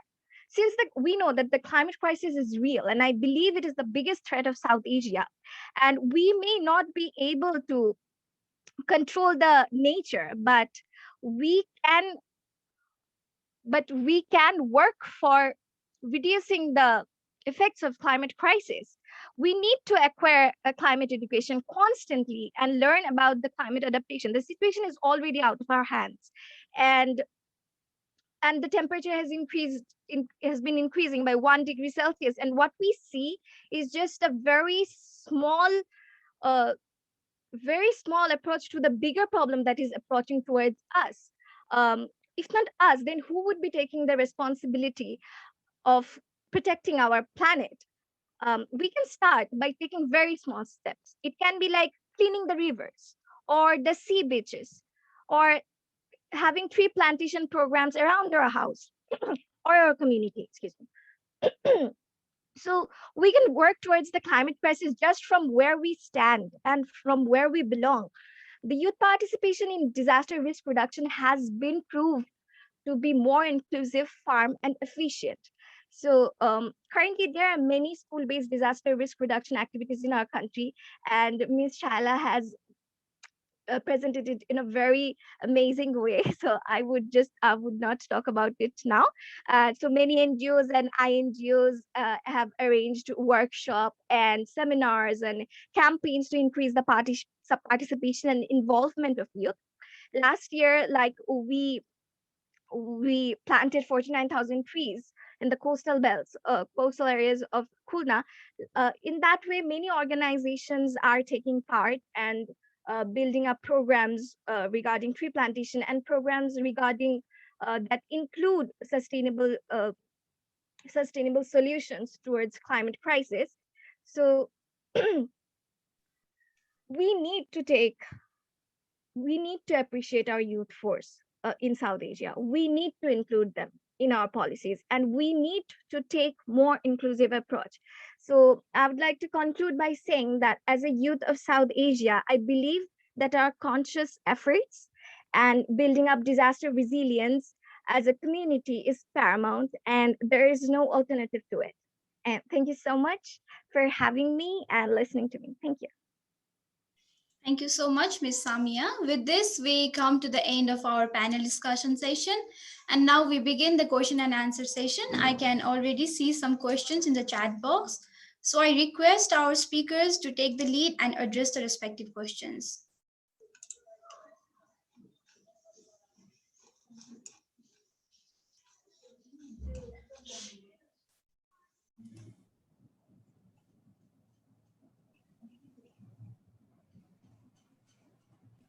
Can I go first then? Sure. Okay, so I have a question from Loy.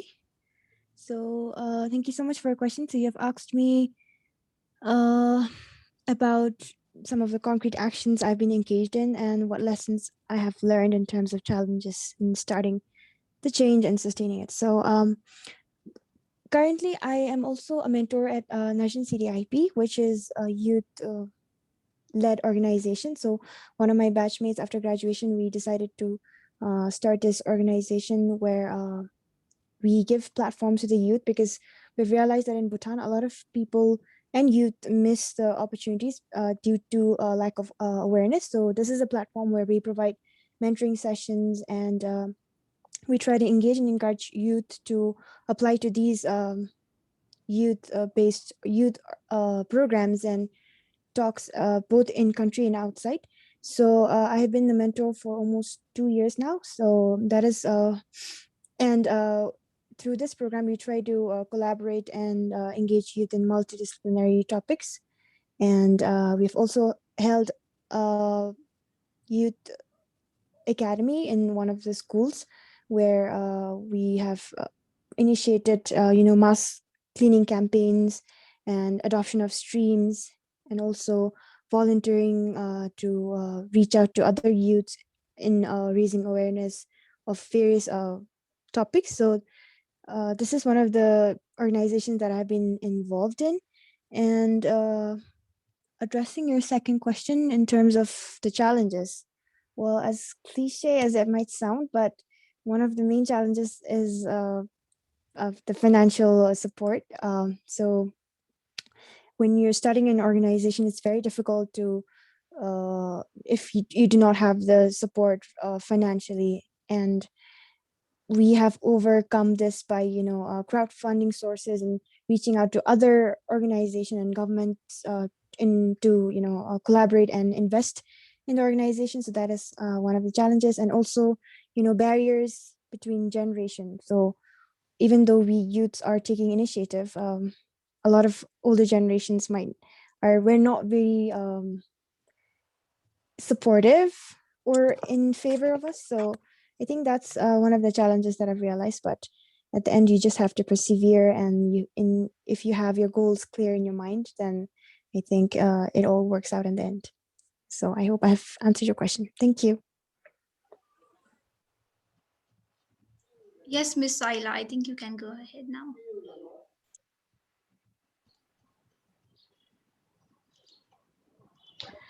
Thank you. I'm going to respond one of the question raised by Rifat Bintazia. Especially, she raised concern about how to reduce violence against girls and women in a disaster crisis time, and how to involve youth in that kind of situations. So I think it's a very common phenomena in our country, and even I mean we have the examples of different other countries too. So there are evidences how women and girls, especially, being violated during the situation or immediate aftermath of any sort of disaster. Especially this has happened because the social security systems somehow collapse immediate after disaster, and women and girls, they are engaged in different supporting mechanisms to the community and also to the family. And they also need to collect water from far distances, because that increases immediate aftermath of any disaster. And a number of contexts, women and girls, they also need to travel to the shelter center.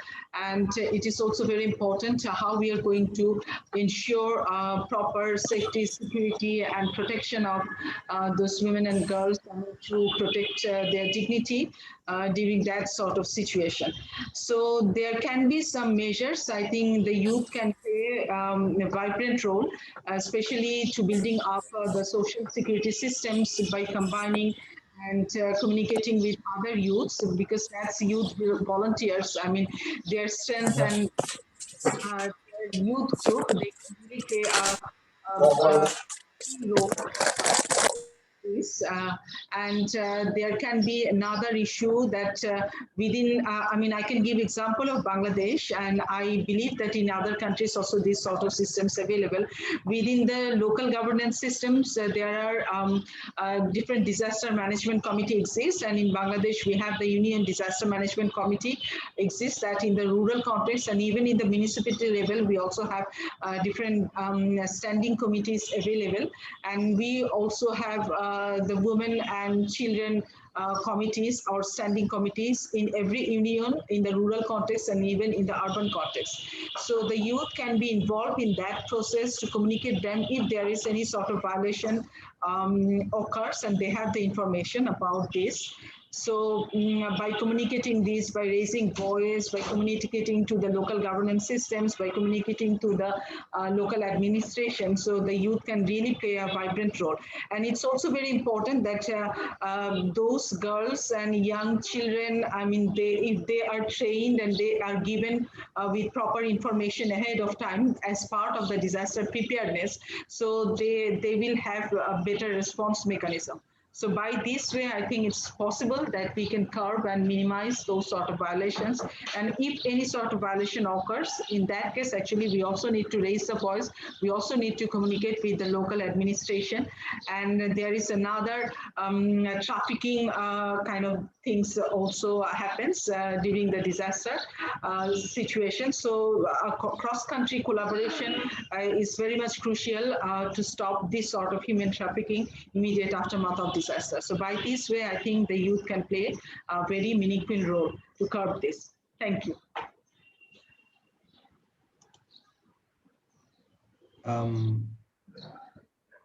Yeah, I think I have a question, a private question. Can I go that?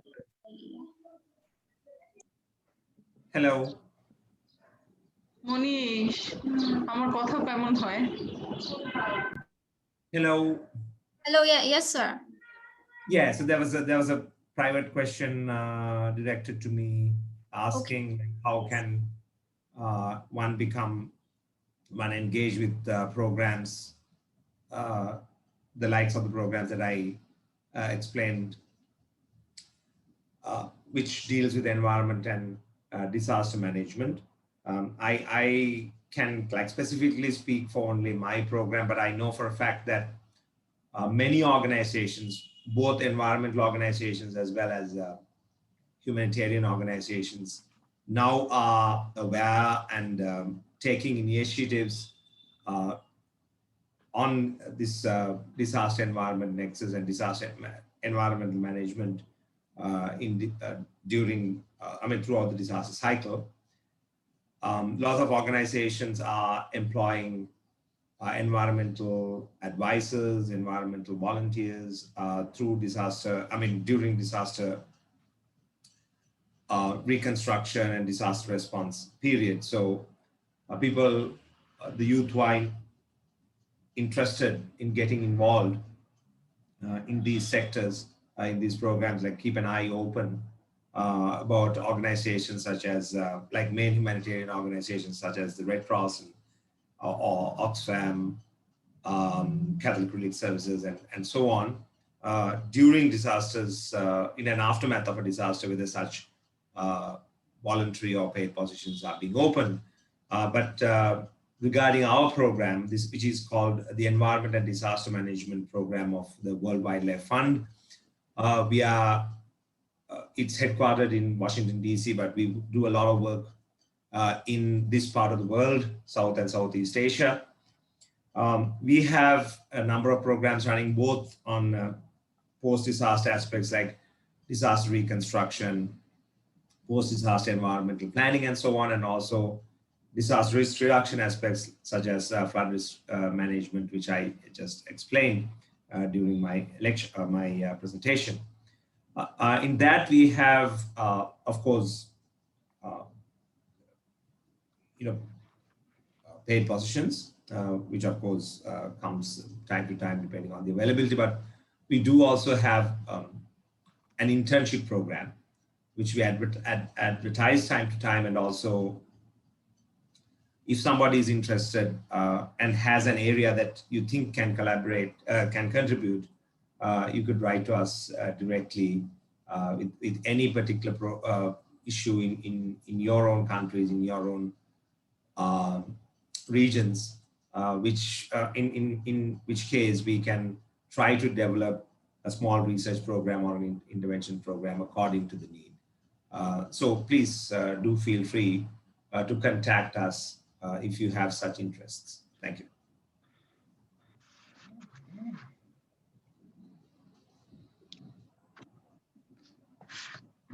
Can I go next?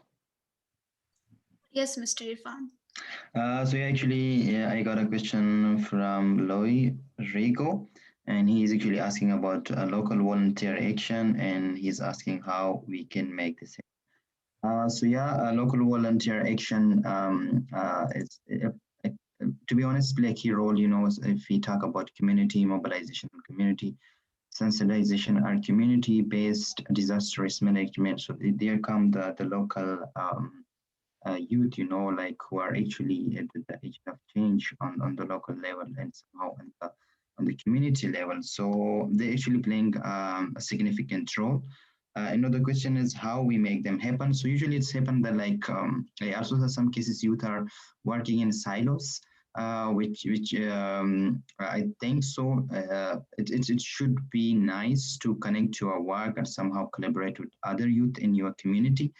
So, for example, if you make a small group, maybe you can, with the passage of time, so you can motivate more youth, they can come and join your movement or your team. So that I think so at the end of the day have more impact than working in the silos. And if you want to like apply for some financial support or maybe want to talk some organization to support your activities on the ground. So I think that it would be nice if you approach them and in a team, you come together, you come up with an idea, you somehow share your ideas and not just approaching silos. So it would be my kind of suggestion that yeah, the youth are doing a wonderful job on the local level, on their communities. But it will be also great to channelize your work with other communities. Youth come together, come up with a more innovative idea and solution, and yeah, and keep working on the community level. Yeah.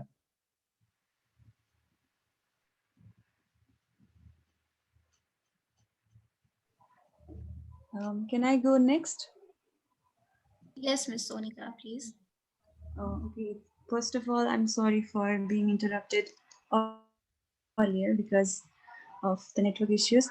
I have got two questions here. The first one is Loe Rigo wants to know about the project that we were involved on. The project was Asia Pacific researchers, practitioners, and policymakers in dialogue with children and youth, which was funded by Stockholm Environment Institute, and the project was disaster and climate-based project, which involved the young fellows from Asia Pacific region. And the second question that I have is, he wants to know about in normal times, how do we become better prepared and take action to reduce the risk and build resilience? So I think for this, the young people should be educated in a way that develops their capacity for disaster management and preparedness for the future hazards as well. And I think the education should be more practical based rather than the theoretical based. And young people, they can assist the communities in mapping their risk and protective factors, or they may hold the leadership positions. They may be involved in the decision-making process of the communities on the regional level, on the national level as well. They can communicate with the local governments. They can communicate with the local organizations, and also they can share the message that they have, so that they can create awareness in their communities, and the youth can actually they can act as the change makers by sharing the information that they learn in youth preparedness programs, and they can help their families, their communities to prepare for disasters. For example, they can develop a disaster plan, or they can develop disaster preparation kit at the local level. And as I already said, that youth are more, they are mentally agile, they are more creative, so they can bring creativity and resourceful ideas to their disaster preparedness efforts. And at the national and at the international level, there are many organizations working on this field, like UNMGCY, and other networks like SARC Youth Platform. So youth engaging in such networks, it can create a platform for sharing the ideas, for bringing the better projects, by which we can engage the people all around the world for such actions. So I think in normal times, I think by the normal times, he means to say when the COVID-19 is over, and while we go back to our physical life. So I think I pretty much answered the question.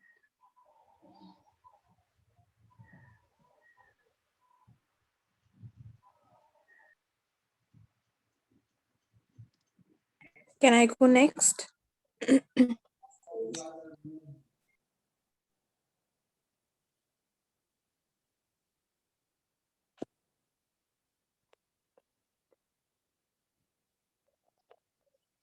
Yes, Ms. Nidhi. So I have a question from Loy Rego. So he wants to know whether I am, one second. Okay, so I am collaborating with ASDMA. So I am not directly associated with ASDMA, but last year I have, no, 2 years back, I have done a research work. So I have come across certain government officials. So I have had certain conversations with them. I have gone through their policies, and they're working quite hard in disaster risk reduction on urban flooding in Assam. But they are partially successful. They have installed pumps. They have made artificial basins, etc. So yeah, so I am not directly associated with ASTM. So I hope I have answered your question.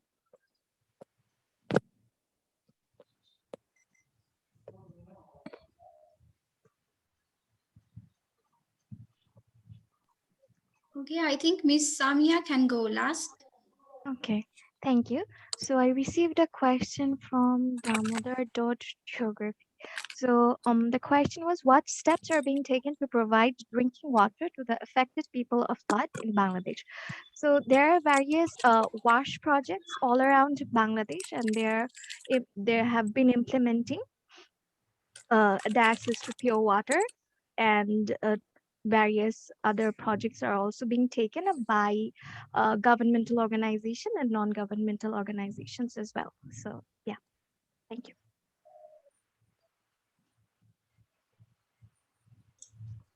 So I think that is all. I would like to request our speakers if they see any more questions.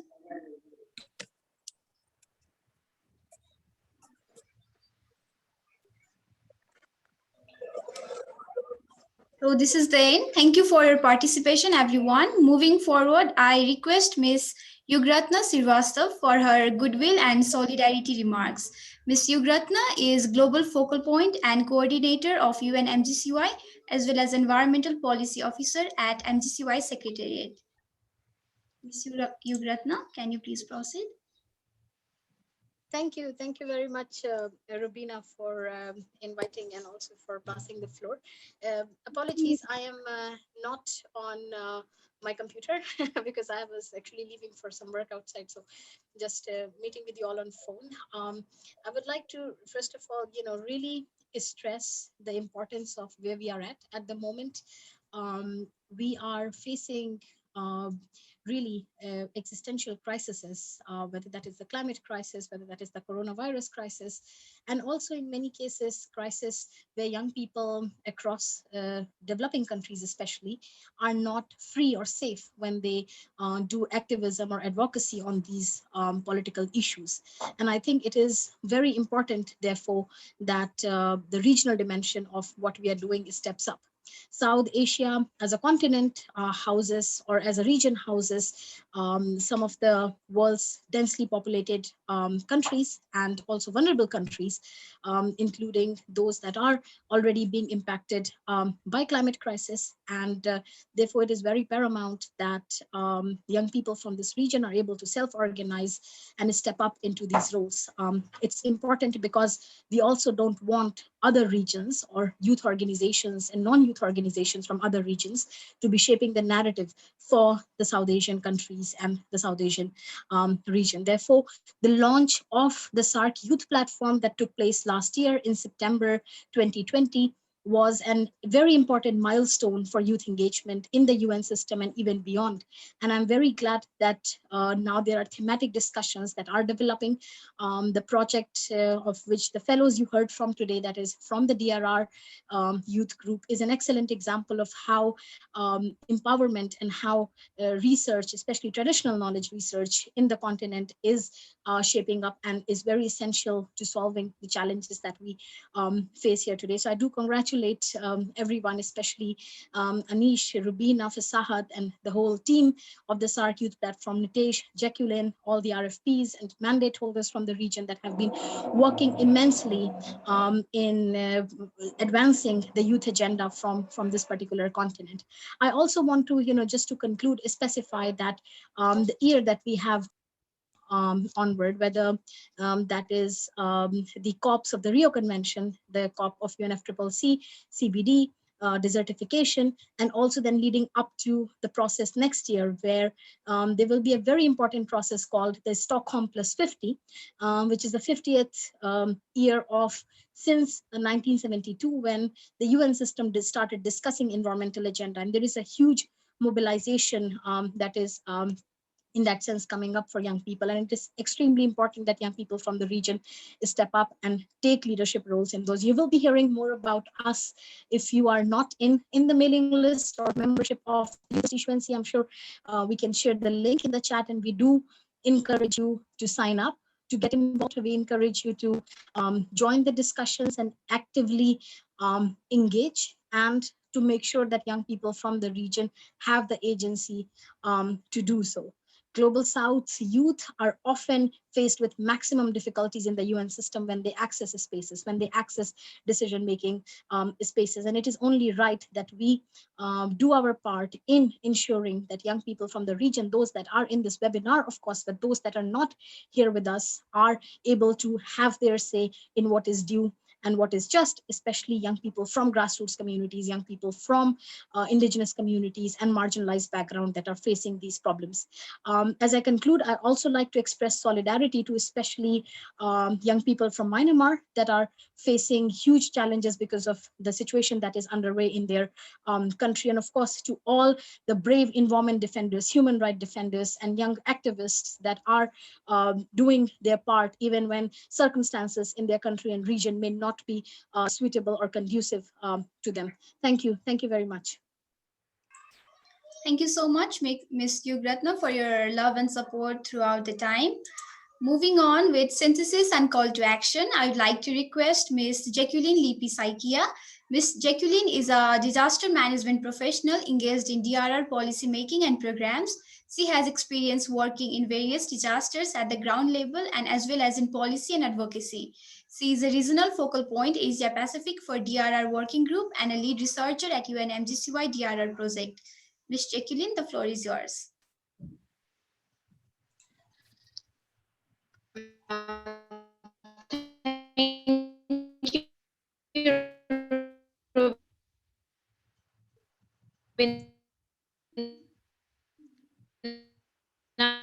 Your voice is not so clear, Jacqueline.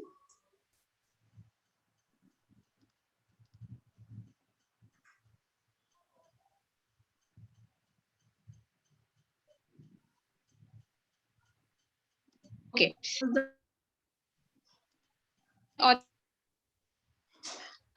now, I share my video. Okay, so is it audible now? Yes, it's all good now. Okay, thank you so much, video, so that it can support it. So thank you for such a wonderful presentation. So it's so good and vibrant presentation that has come from the region, but it's very difficult for me to club everything together. But moving ahead, so just give few points as a takeaway from session. First is we have to do one education, building, and meaningful youth, which is very much required for South Asian countries, because we have the high percentage youth population, and their leadership role will a lot in being in a resilient world by themselves. The next point is we should always inspire and keep pushing for advocacy, so that every work that youth has put in should be multiplied and their voices to be heard wide and clear. And there also should be solidarity networking in all the youth engagement work. The third one is accountability at all levels, from the ground to the global level, and also both horizontally and vertically.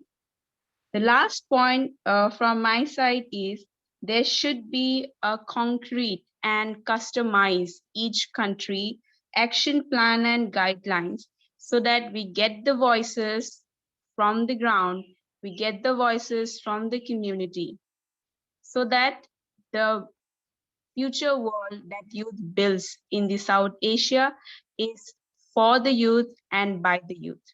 Thank you so much. Over to you, Sunima. Thank you so much, Ms. Jacqueline. Lastly, I'd like to request Mr. Nitish Barol for providing vote of thanks and closing remarks. Mr. Nitish is a DRR and was professional from India. After working in diverse areas such as peace